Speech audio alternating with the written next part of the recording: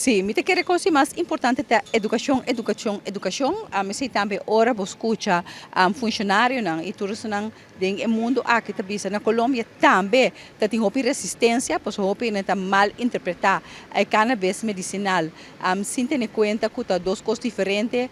que é cannabis recreacional e aqui não tá processo de educação que também me se toma lugar para assim nós realizar que tá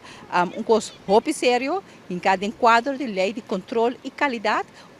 indústria e pilar econômico que nós por bem que riba já cria cupo de trabalho, cria outro tipo de cupo de trabalho, pero a la vez tem mata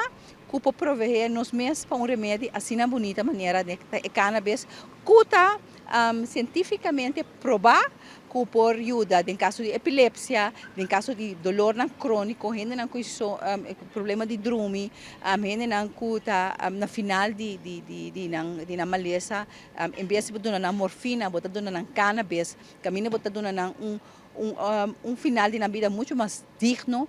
que tem atualmente e a la vez hobby mais barata de lo que nos paga e casa na farmacêutica para lo que trata tudo e remédio de dolor que atualmente nos custa a comunidade aqui.